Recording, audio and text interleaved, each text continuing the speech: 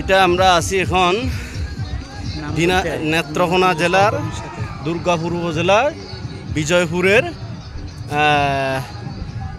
সাদামাটির পাহাড়ে। এখানে 1957 সালে সর্বপ্রথম সাদামাটির সন্ধান পাওয়া যায়। হ্যাঁ, এখানে হচ্ছে যে 1964 সাল থেকে 65 সালে সরকার খনিজ সম্পদ বিভাগ 13টি কূপ খনন করে 13টি কূপ খনন করে এবং তারপরে স্বাধীনতা পরবর্তীতে স্বাধীনতা পরবর্তীতে 1973 সালে 78 সালে তারপরে 80 সালে এবং 83 সালে ব্যাপক যে ভূতাত্ত্বিক এখানে জরিপ চালানো হয়।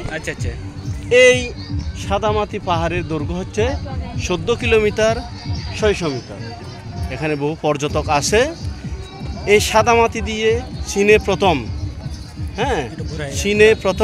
এই যে এই সাদামাটির সন্ধান পাওয়া যায় এবং সিরামিক জিনিসপত্র বানানো হয় বলে এই সাদামাটিকে কি বলা হয়? চীনামাটিও বলা হয়।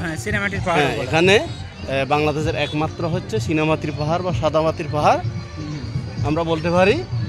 নেত্রকোনা দিনাজপুর, এই যে নেত্রকোনার বিজয়পুরে অবস্থিত।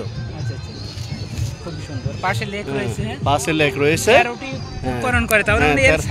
এই সাইড গিরে কূপগুলো খনন করে এই যে এইরকম এই যে কূপগুলো বর্তমানে এরকম অবস্থায় আছে। এখন অনেক হয়েছে, লেকের মতো হয়ে গেছে প্রায়।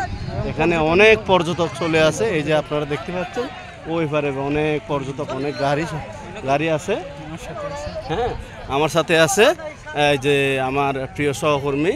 একসাথে আমরা মৌলিক প্রশিক্ষণ করতেছি। অসীম কুমার সরকার আমরা খুব এনজয় করতেছি। পাশে থাকবেন।